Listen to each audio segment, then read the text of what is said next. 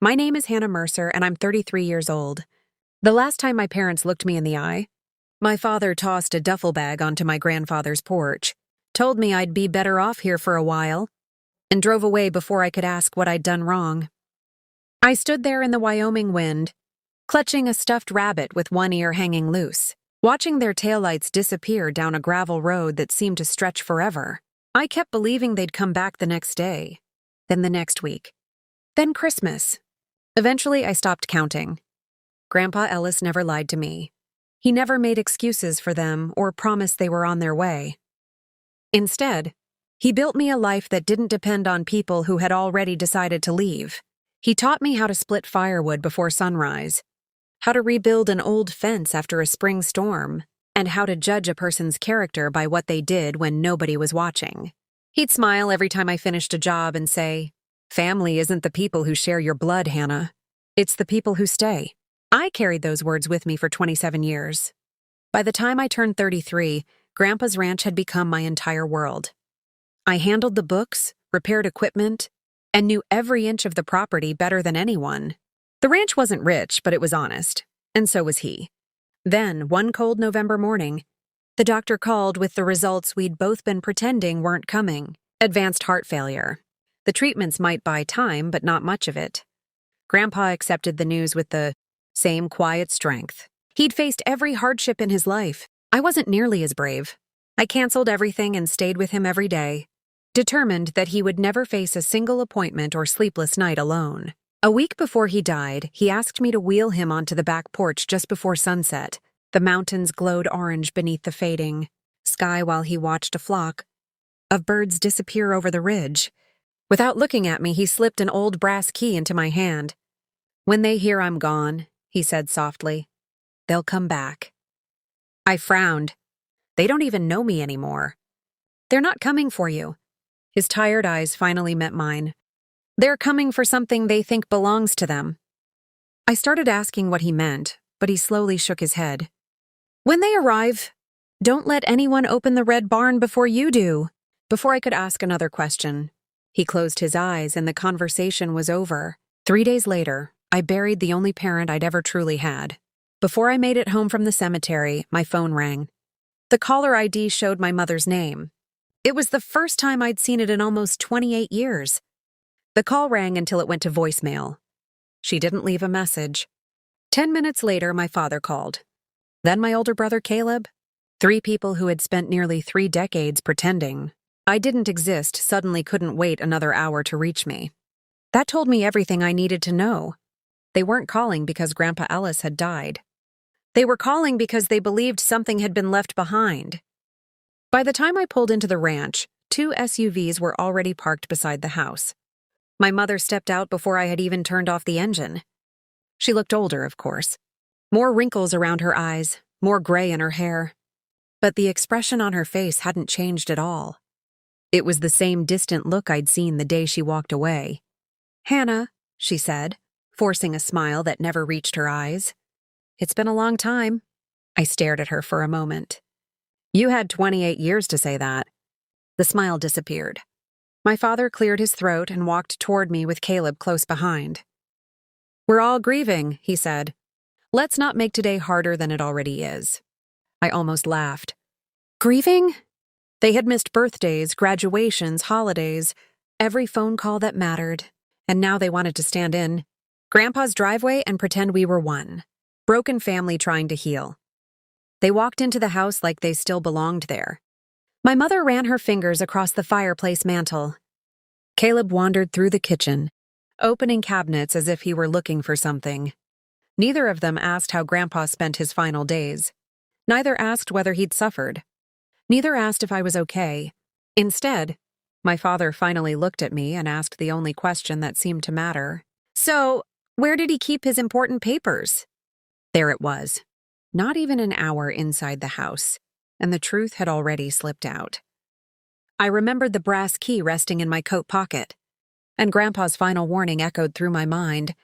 "Don't let anyone open the red barn before you do." "I don't know what you're talking about," I answered calmly. My father frowned. "Hannah, this isn't the time for games." "It wasn't a game when you left." Silence filled the room. My mother's voice turned softer.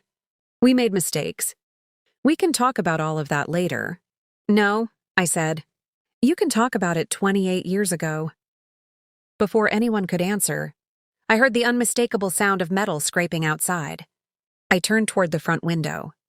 Caleb was no longer standing in the kitchen. He was halfway across the yard, walking straight toward the old red barn with a pair of bolt cutters in his hands. I was out the front door before anyone else realized what Caleb was doing. The November air hit my face like ice as I sprinted across the yard. "Caleb!" I shouted. He didn't even look back.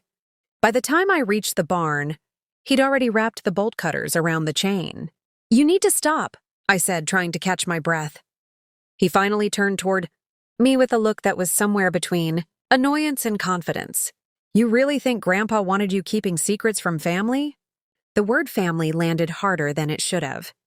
"You stopped being my family the day you watched our parents leave," without saying a word. For the first time, his expression cracked. "I was a kid too." "You grew up," I replied. "You had 28 years to find me." Before he could answer, my father and mother hurried across the yard. My father reached for the chain. "This has gone far enough." I stepped between him and the barn door. "No." His jaw tightened. "You don't own this place." I slipped the brass key from my pocket and held it, where all three of them could see it. "No," I said quietly, "but Grandpa trusted me." For a long second, nobody moved. Then my mother did something I never expected. She started crying.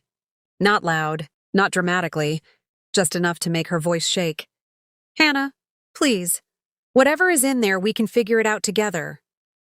I searched her face for something familiar. Regret, love, anything. All I found was fear. Fear of losing whatever she believed was hidden inside that barn. That was the moment I understood. She wasn't mourning Grandpa.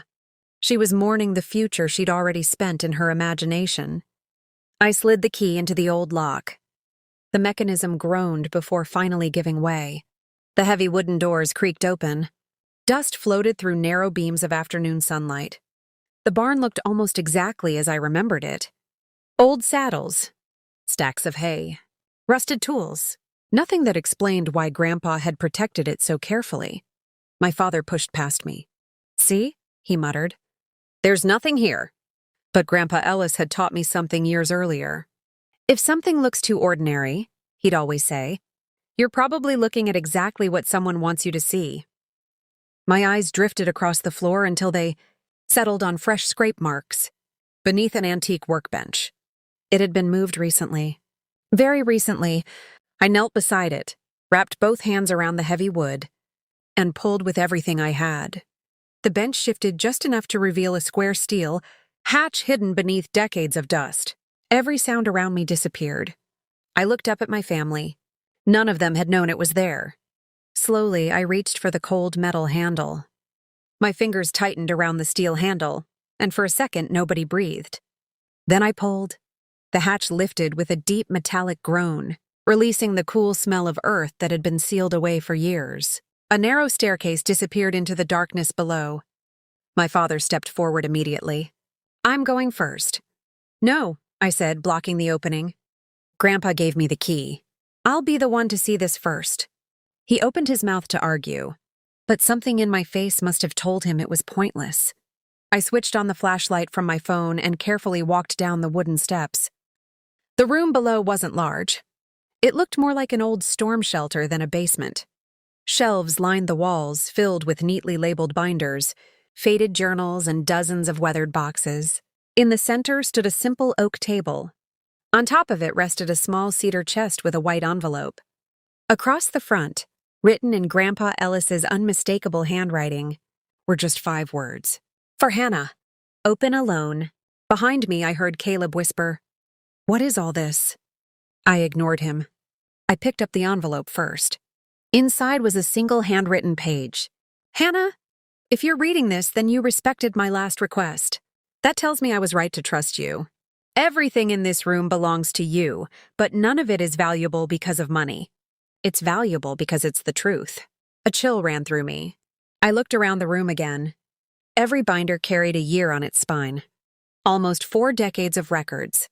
My father suddenly reached for one of the binders. I stopped him. "Don't." He frowned. "What are you hiding?" "I'm not hiding anything." I handed him Grandpa's letter. "He is." As my father read, the color slowly drained from his face. My mother grabbed the page from his hands.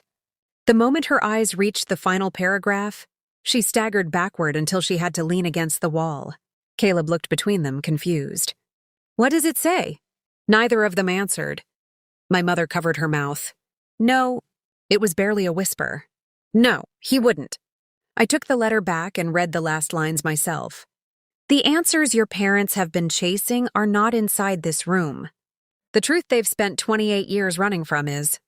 I slowly turned toward the first shelf. Every binder carried my family's name. And suddenly I realized Grandpa hadn't hidden money. He had spent decades preserving evidence that someone in this family had lied about the day I was abandoned. And whatever the truth was, my parents had recognized it the instant they saw Grandpa's handwriting. I reached for the oldest binder first. The cover was worn smooth from years of handling. Inside were letters, medical records, bank statements, photographs, and a stack of handwritten journal entries in Grandpa Ellis's careful script. Every page had been dated. I looked at my parents. "Either we read this together, or you leave now." Neither of them moved.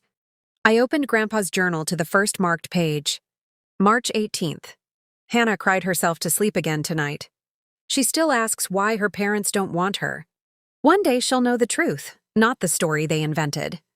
My hands trembled as I turned another page. There it was. A court order. My mother's signature. My father's signature. They hadn't left me at Grandpa's ranch because they couldn't afford to raise me. They hadn't done it because of a family emergency. They had voluntarily signed away custody after, deciding that raising only one child would make their lives simpler. The words hit harder than I ever imagined they could. Caleb stared at the documents in disbelief. "You told me she was taken away by the state," he whispered. My mother began crying. Real tears this time. "We were young, selfish, and terrified," she said. "Every year it became harder to admit what we'd done. So we kept lying, even to Caleb." Grandpa's final journal entry was folded inside the last binder. If Hannah is reading this, then she already knows the truth. My last decision was never about punishing her parents. I could have left every acre of this ranch to them, and it still wouldn't have changed what they lost the day they drove away. My final decision is this. Hannah deserves the truth more than anyone deserves my property. A person can rebuild a life after losing money. It's much harder to rebuild one after losing the truth. I closed the journal and looked around the room that Grandpa had trusted only me to enter. For years, I thought the greatest gift he left me would be this ranch. I was wrong. He gave me something far more valuable. He made sure I would never spend another day wondering whether I had been the child who wasn't enough. The answer had never been about me. It had always been about the choices they made. I walked upstairs alone, stepped onto the porch, where Grandpa and I had watched hundreds of sunsets together, and looked across the ranch one last time before closing the front door behind me. For the first time in my life, I wasn't carrying the weight of being abandoned. I was carrying the peace that comes from finally knowing the truth. And that was the inheritance no one could ever take away.